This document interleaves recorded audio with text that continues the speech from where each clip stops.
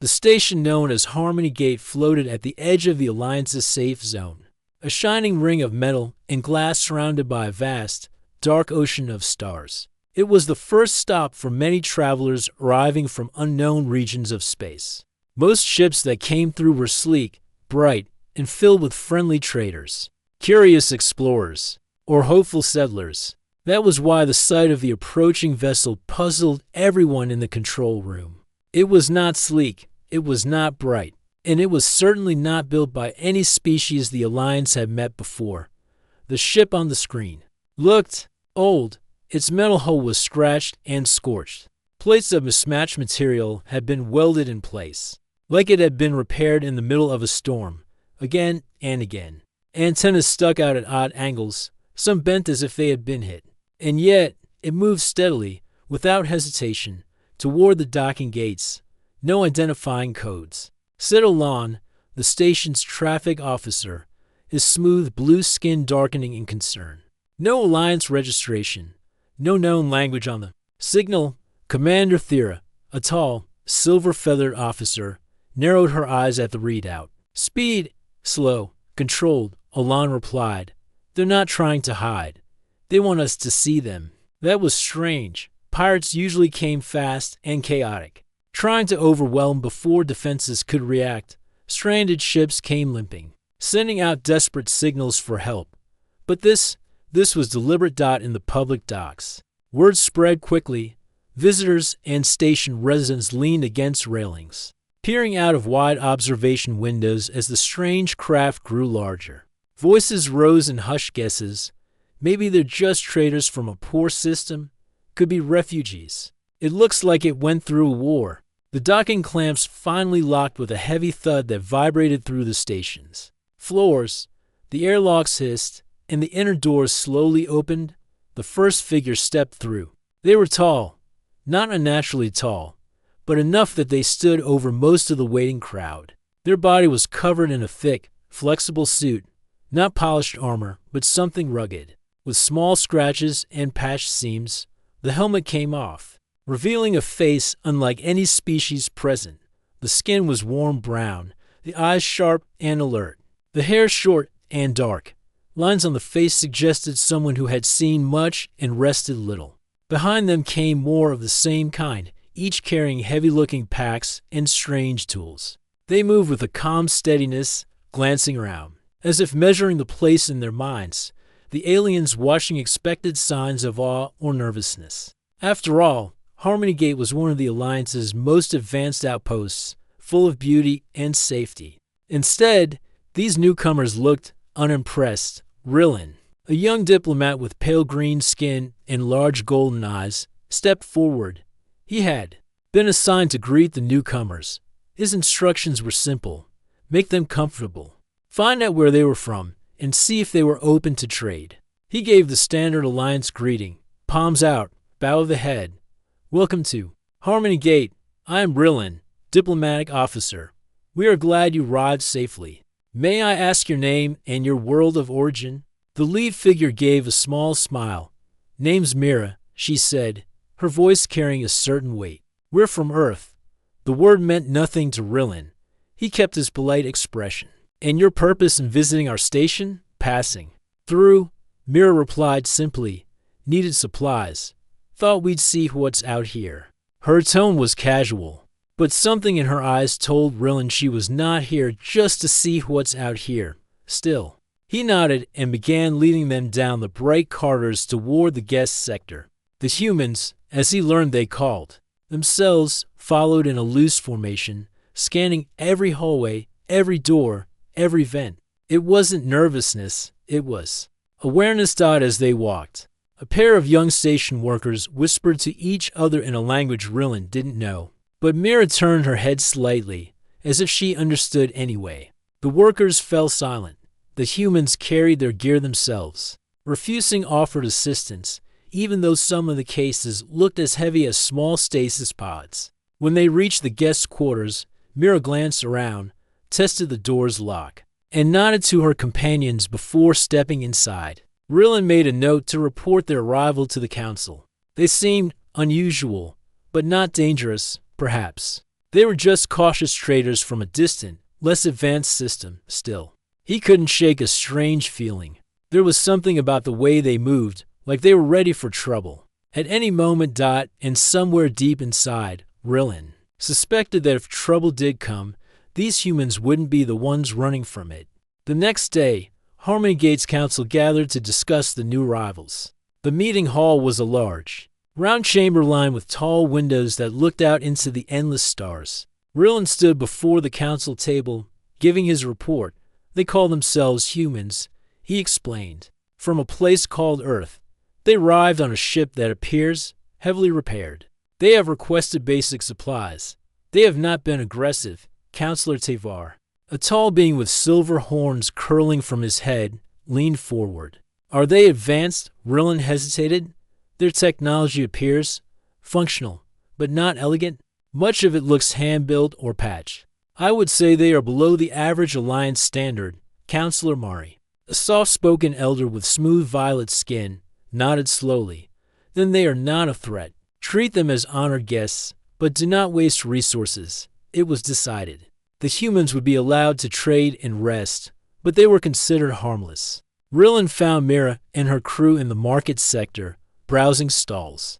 The humans moved differently from most visitors. They didn't wander or admire the colorful displays of rare gems, fabrics, and alien art. Instead, they examined tools, wires, ration packs, and navigation charts. One of the stall owners, a small, bird-like merchant named Kivo, tried to sell them decorative crystal vases. Mira smiled politely, but shook her head. Not what we need, she said simply, moving on. The other humans followed her lead. They spoke to each other in a language that flowed quickly. Their tone casual but focused, Rillin decided to join them for a meal in the food court. It was a bright, open area with tables and chairs for all species, and the air was filled with the scent of a dozen different cuisines. I thought I'd share some of our local dishes, Rillin offered, bringing over a tray with small plates. You may find them interesting. The humans tried each plate without hesitation. Some dishes made other species cough or step back from the strong aroma, but the humans seemed to enjoy them.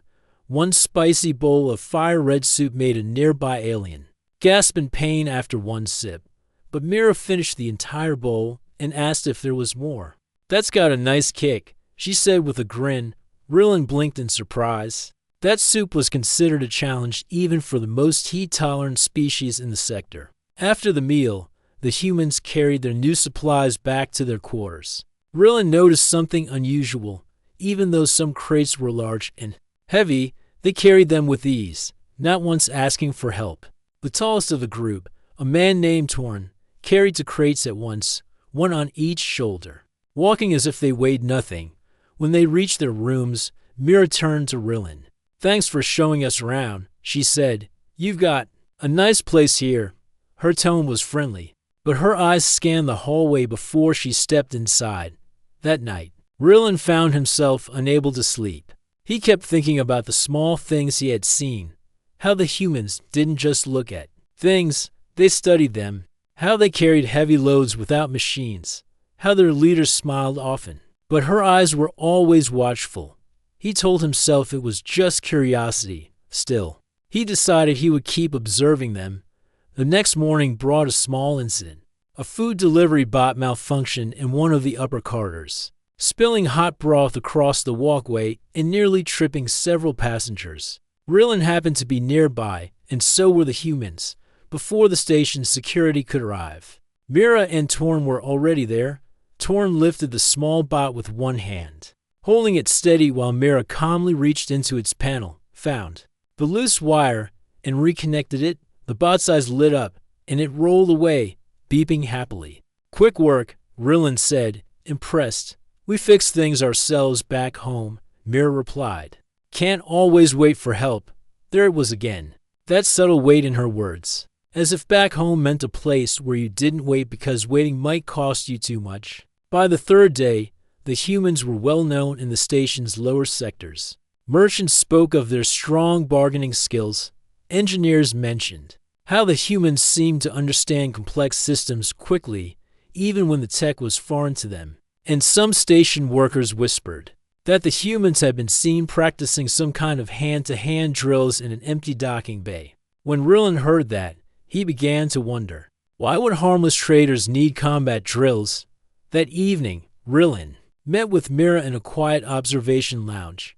Outside the glass wall, the stars stretched endlessly. A peaceful sea of light. You've seen a lot of places, Rillin said. Enough, Mira replied. Why come here? She gave a faint smile. Because we heard the galaxy was big, and because sometimes it's good to know your neighbors. There was nothing in her tone that sounded threatening. Yet Rillin felt a strange chill. They sat in silence for a moment, watching a comet streak past in the distance. Then Mira stood. Well, she said, we should get some rest. Never know what tomorrow brings. As she walked away, Rillin realized that the Council's first impression might have been wrong. The humans might not have the prettiest ship or the most advanced tools, but there was something about them, something strong, unshakable. And if the galaxy ever brought trouble to Harmony Gate, Rillin had a feeling these visitors would not be the ones asking for protection.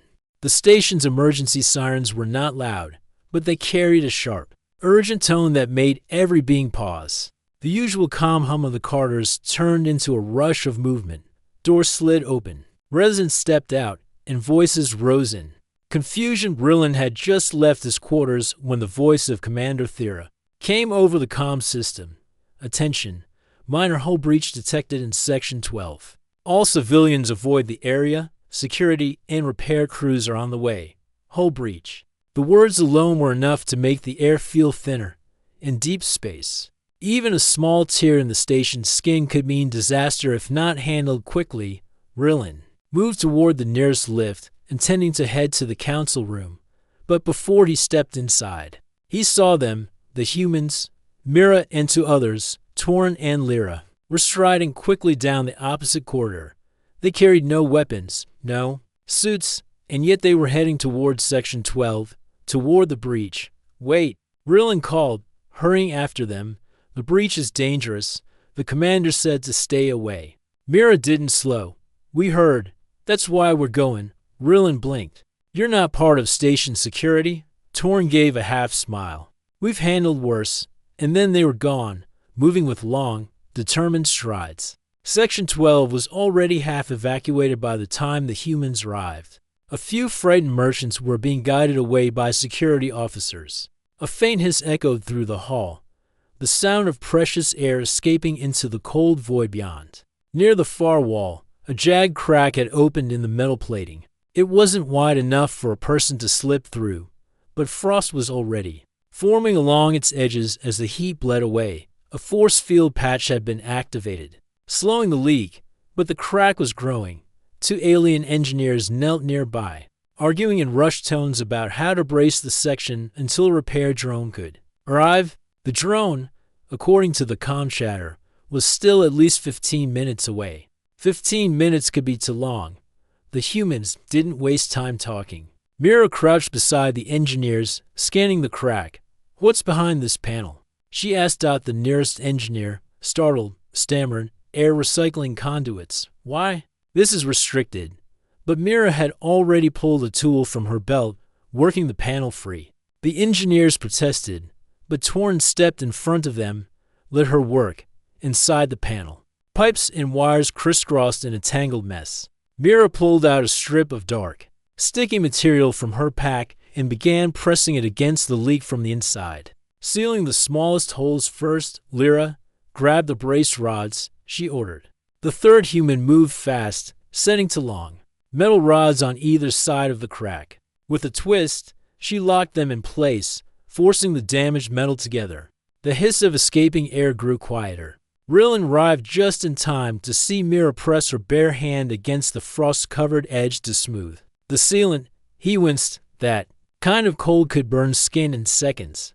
But Mira didn't even flinch. She simply pulled her hand back, flexed her fingers, and checked the seal. That'll hold until the drone gets here. One of the engineers stared at her. You touched. How are you not? It's fine, Mira said simply, wiping frost from her glove. You patch enough holes in enough bad places, You learn to stop worrying about a little cold. Within minutes, the area was stable.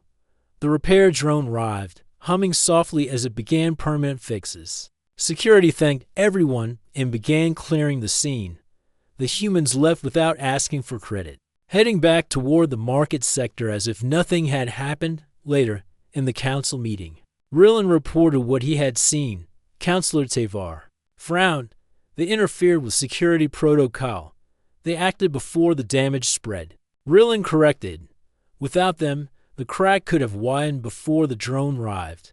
Councillor Mari tilted her head. And you said one of them touched the frozen hull metal with no injury? Rillen nodded. It is as if the conditions we find dangerous are normal to them. The council exchanged uneasy looks. That evening, Rillen decided to learn more.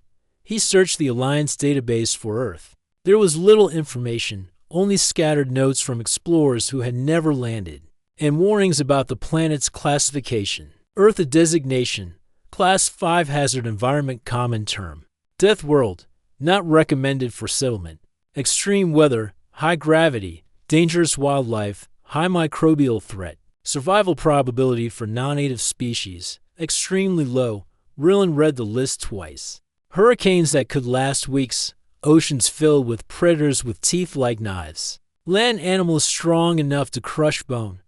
Plants that poison on contact. And yet, somehow, these humans had not only lived there, they had built ships, crossed the stars, and walked calmly into a station breach as if it were an everyday task.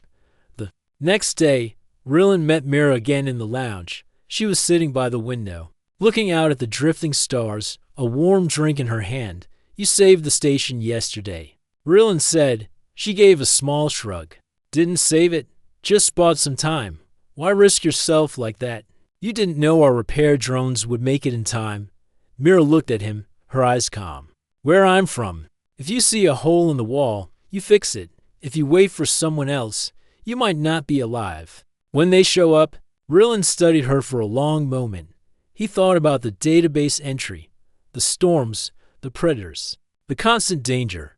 He realized then, these humans weren't just visitors from a far-off world. They were survivors from a place the galaxy itself had written off as uninhabitable. And if that was true, then the Alliance might be underestimating them far more than they knew. Rillen sat at his desk in the dim light of his quarters. The soft glow of the data screen reflected in his golden eyes as lines of text scrolled past.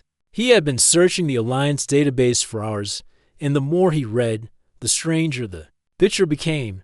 The entries on Earth were sparse, scattered over decades. Most were based on long-range scans or quick, cautious visits to its outer atmosphere. No official Alliance ship had landed there.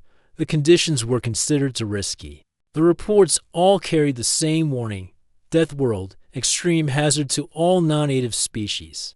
Rillen leaned back in his chair, reading the details. Again, gravity almost twice that of most Alliance worlds. Storm systems powerful enough to tear buildings apart. Vast oceans filled with predators of every size, from tiny venomous creatures to massive hunters with rows of sharp teeth. On land, the dangers were no fewer: animals strong enough to crush metal, plants armed with toxins, insects carrying deadly diseases, and yet, humans lived their not just lived, thrived. They had built cities on coasts battered by hurricanes. They farmed in soil where venomous creatures lived. They climbed mountains taller than most alien worlds' highest peaks, and according to one old report, they even traveled to their own moon, a feat few species had managed before joining the Alliance. Rillen rubbed his temples. He remembered Mira pressing her bare hand to the frozen hull breach, shrugging off the cold. He remembered Torn carrying crates as if they were light as air. At the time, he had thought them unusual. Now, he realized they were simply normal. For humans, no wonder they seemed so calm in the breach. If this was what their home was like, space must feel almost safe in comparison. The next morning, Rillen decided to test a theory. He invited Mira for a walk through the outer maintenance ring, a section of the station most guests never visited. The wide corridor was lined with access hatches, emergency gear, and large viewports showing the dark curve of the planet below. As they walked, Rillen pointed to one of the airlock signs. Have you been in space for long? Most of my life. Mira said, started young. And Earth, it really is as dangerous as the records say? Mira gave a quiet laugh. What do the records say? Rillin hesitated. That it's a death world. Her smile didn't fade. That's one way to put it. We just call it home. They stopped at a viewport. Stars shimmered like cold fire in the distance. Mira's gaze stayed on them as she spoke. Where I grew up, you learn quick. The storms could take your roof. The rivers could flood in a day. And some of the wildlife thought you were dinner. You didn't wait for help. You fixed things yourself. You worked with your neighbors. You stayed alive. Rillin studied her face. She wasn't bragging.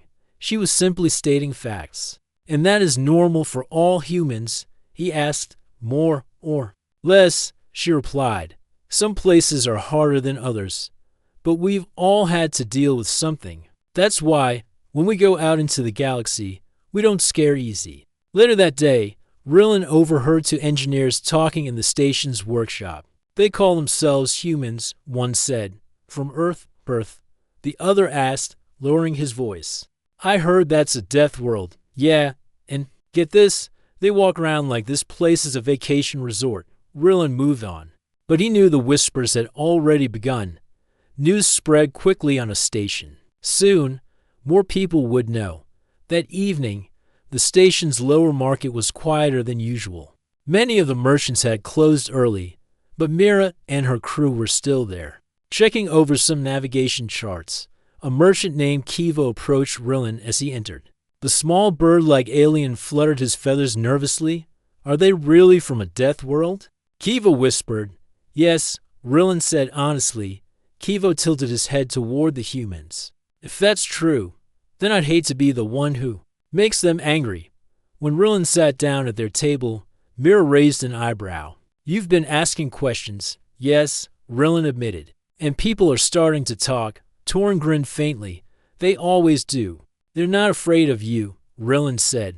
But they respect you, or at least, they're starting to. Mira's expression didn't change, but there was a glint in her eyes. Good. Respect's better than fear. As they left the market, Rillin realized the truth was spreading far faster than he had expected. He saw station workers glance at the humans with new eyes. Security officers gave small nods as they passed. The council still believed the humans were harmless travelers. But now Rillin knew, and soon the entire station would know, that these travelers were something else entirely. They were Deathworlders, survivors. And if danger came to Harmony Gate, they would not stand aside. What Rillin did not know, not yet, was that danger was already coming, somewhere beyond the far edge of the sector. A pirate fleet had picked up Harmony Gate's location, and for them, the station was a tempting target. But the pirates didn't know about the new visitors either. Not yet. The next week on Harmony Gate began like any other. Merchants opened their stalls. Transports came and went, and the great ring of the station drifted quietly in orbit. But deep in the station's control room, the comm broke. Olan, the traffic officer, stared at his screen. Commander, picking up multiple signatures. Large vessels, approaching fast from the outer rim. Commander Thera's feathers flattened. Alliance ships. Olan shook his head. No transponder codes. No identification. Their formation looks aggressive. The room grew tense. Everyone knew what that meant. Pirates. The council was called to an emergency meeting within minutes. Rillin sat at the table as Commander Thera explained the situation. At least 6 ships, possibly more, she said. Armed, they'll be in range within 12 hours. We don't have enough military strength to hold them off. Standard procedures evacuation. Councillor Tevar nodded firmly. Begin moving civilians to the escape vessels. Rillin felt a knot form in his chest. Evacuation meant abandoning Harmony Gate and possibly losing it to the pirates and the humans? He asked. Councillor Mari waved a hand. They'll be told to board like everyone else. Rillin found Mira and her crew in the docking bay, checking their ship's systems. You've heard? He asked. Mira nodded. We caught part of the broadcast. Pirates. The council is ordering everyone to evacuate, Rillin said. You should prepare to leave. Mira gave a small smile. We're not leaving. Rillin stared at her. You can't stay. It's too dangerous. Torn looked up from tightening a panel on their ship. We've faced worse. These pirates are armed, experienced, Rillin began. So are we. Mira interrupted gently. Rillin followed them back into the station as they began gathering supplies, but not the kind evacuees usually took. The humans weren't packing food or clothes. They were collecting tools, power cells, ropes, and even scraps of metal. "What are you doing?" Rillin asked, getting ready. Lyra replied without looking up. "Ready for what?" "To fight," Mira said simply. By the time the first wave of evacuations began, the humans were already moving through the station, speaking quietly to engineers and security staff. They weren't asking for orders. They were giving suggestions. "Block this corridor here. Make them come through a narrow point. Seal off the upper air ducts so they can't use them to bypass the doors. If you have gas canisters, place them near the junctions. We can use them later." Security officers looked uncertain at first, but the humans spoke with a confidence that made hesitation fade. That evening, Rillin walked with Mira through the now quiet market sector. The shops were closed, and the bright signs were dimmed. "Why?" he asked. "You could leave and be safe." Mira looked around at the silent carters. "This place gave us food, shelter, and a fair trade. You think we'd walk away and let someone burn it down. But you don't owe us anything," Rillin said. "Maybe not," Mira replied. "But where we come from, you help hold the wall if you're standing on it." As the hours passed, the station began to change. Barricades went up in key passages. Heavy crates were moved to block docking access points.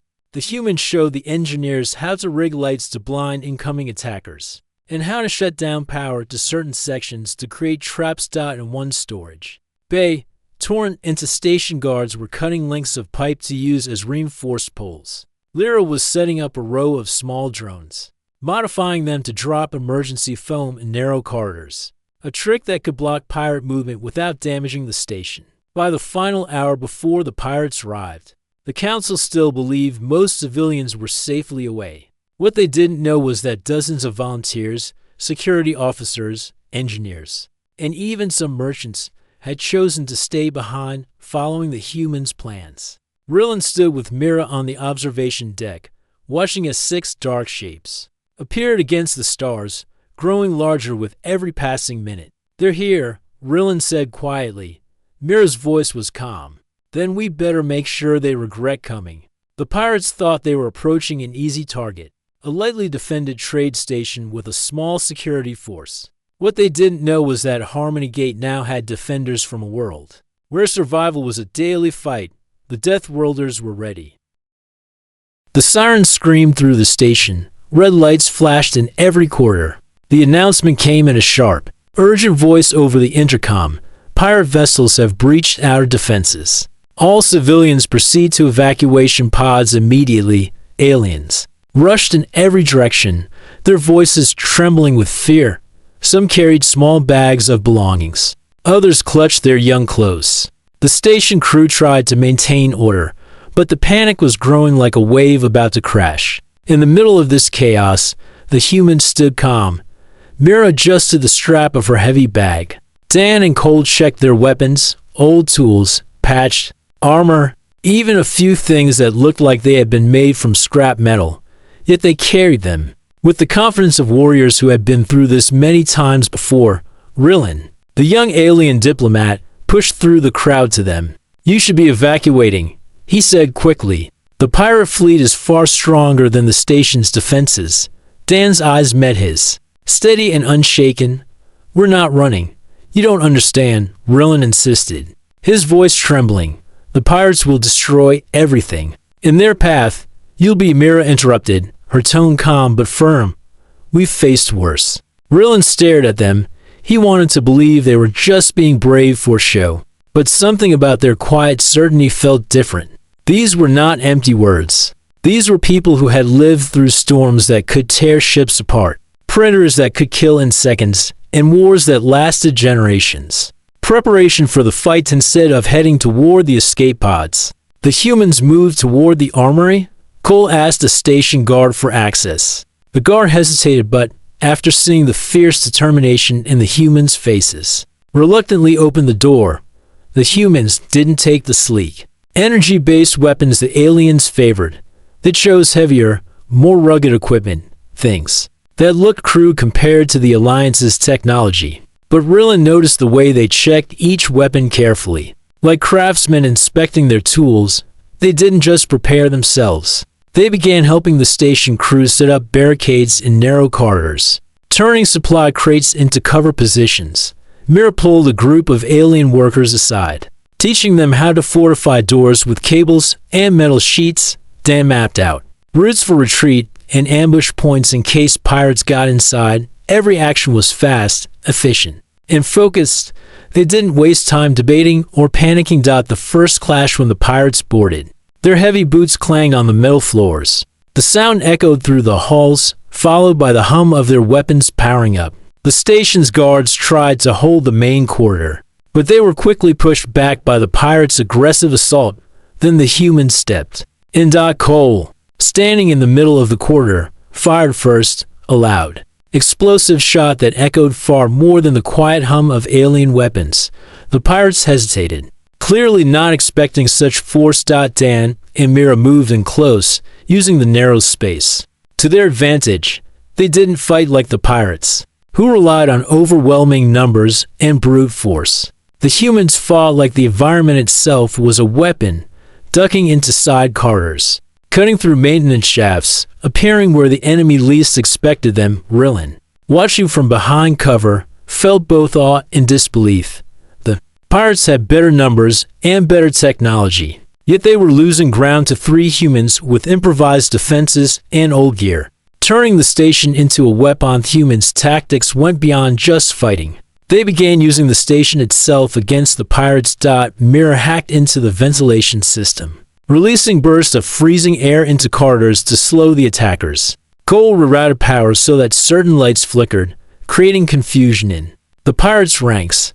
Dan even tricked a group of pirates into chasing him into a cargo bay, then sealed the doors and vented the room of air just long enough to disable them without harm. To the aliens, this was madness, risking themselves inside unstable areas, moving through zero gravity, facing armed enemies up close. But to the humans, it was simply another day of survival. The breaking point. After hours of fighting, the pirates began to retreat. Their leader, realizing the station was far more trouble than it was worth, gave the order to pull back. The humans didn't chase them. They stood, breathing hard but still alert, until the last pirate ship jumped away into the dark.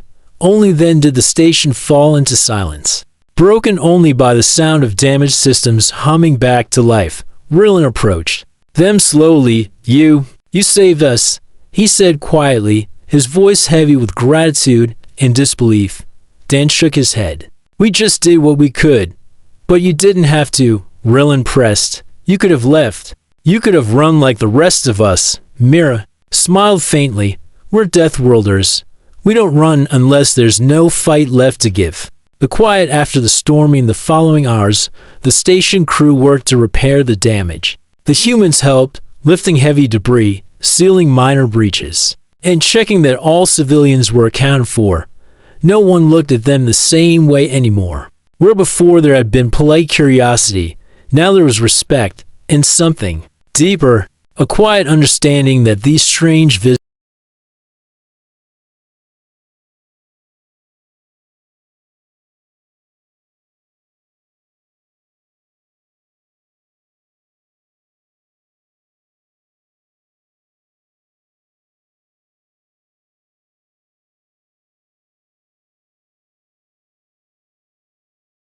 The battle was over. The station floated in the quiet of space, its metal skin scorched and dented, but still whole. Pieces of broken pirate ships drifted around, glittering in the light of the distant star. The alarms had stopped, the only sounds inside were the low hum of life support systems and the footsteps of tired defenders. Walking through the halls, Rillin stood on the observation deck, looking out at the remains of the fight. His hands were still shaking, not from fear, but from something else. The shock of what he had seen. Humans. They had fought like no other species he had ever read about. When the pirates came in numbers, the humans had stood in the front. When the airlocks failed, they sealed them with anything they could find. When the station's defense grid collapsed, they made their own traps, using pipes, wires, and even fire. And when everyone else had thought the battle was lost, the humans had pushed forward, laughing, shouting to each other as if danger was not something to run from, but something to face. Mira walked onto the deck behind him. Her uniform was torn in several places, her left arm was wrapped in cloth, but she stood tall, as if the fight had only made her stronger. You did not take the evacuation route, Rillen said quietly. Mira looked at him and smiled faintly. We don't leave friends behind. Rillen hesitated. You call us friends? Even though we did not trust you at first, she shrugged. Trust is built in battle. You stood with us. That's enough. Later, in the Great Hall, the station's council gathered. Representatives from different worlds stood in a circle. The air smelled faintly of burnt metal, and several lights flickered. But the meeting had to happen. The council leader, an elder with silver markings on his skin, raised his voice. We wish to thank the humans for their actions today. Without them, the station would have fallen. Without them, we would not be alive to speak these words. Murmurs filled the hall. The alien leaders turned to look at the group of humans standing together. Some of the aliens looked curious, others uneasy. A few looked almost afraid. One council member whispered to another, "They are dangerous." The other replied, "Yes, but they are dangerous to our enemies." After the meeting, Rillen walked with Mira to the docking bay. The humans were preparing their patched, old ship for departure. It looked even more worn out now than when it had arrived, but the crew moved with quiet efficiency. "Where will you go next?" Rillen asked. "Out there," Mira said, pointing toward the stars. "There's always someone in trouble. We'll find them." Rillen hesitated. "And if we need you again," she smiled, but her eyes were serious. "Send a signal. If we can, we'll come." As the humans loaded their supplies, more station workers gathered to watch. Some saluted, some bowed their heads. Others simply stood in silence, not sure what to say. Rillen noticed that the humans seemed almost uncomfortable with the attention. They didn't celebrate. They didn't boast. They just worked, as if this was nothing special to them, perhaps. For them, it wasn't. Perhaps this was simply what they did. When the final checks were done, the ship's engines rumbled to life. The docking clamps released with a heavy thud. The ship slowly moved away, its metal plates catching the light. Rillen watched until it became a small dot against the black of space. One of his fellow diplomats stood beside him. "Do you think we will see them again?" Rillen nodded slowly. "Yes, and when we do, the galaxy will know the name of their kind, far beyond the station." The human ship slipped into faster-than-light travel. Inside, the crew sat together in the small mess hall, sharing food and quiet conversation. There was no grand speech, no victory feast. For them, the battle was over. Tomorrow would bring another challenge, another place in need of help. That was enough. But back at the station, the story had already begun to spread. Merchants whispered about Deathworlders who fought without fear. Captains told their crews about the strange humans who laughed in the face of danger. Pirate gangs heard the name and thought twice before attacking Alliance space. And somewhere, far away, in dark corners of the galaxy, enemies of the Alliance began to plan. But this time, they planned for the humans too. Rillen sat in his quarters, writing his report. He wrote of the battle, the strategies, and the repairs needed. But in the final section, he wrote something different. Humans are not like other species. They come from a world that tries to kill them every day, yet they survive. They come from a place where storms, predators, and hunger are common, yet they endure. They are clever, fast, and stronger than they appear. But the most dangerous thing about them is not their strength. It is their will. Once they decide to fight, they do not stop. He paused, then wrote one last line. If the Deathworlders are your friends, you are safe. If they are your enemies, run. The humans never knew that Rillen's words would become famous in years to come. They would be repeated in training halls, on warships, and in political debates. Some would use them as a warning. Others would use them as a promise. But for now, the humans were just a small crew on an old ship, heading into the unknown, ready for whatever came next. And somewhere, in the deep quiet of space, the galaxy began to change because the Deathworlders had arrived.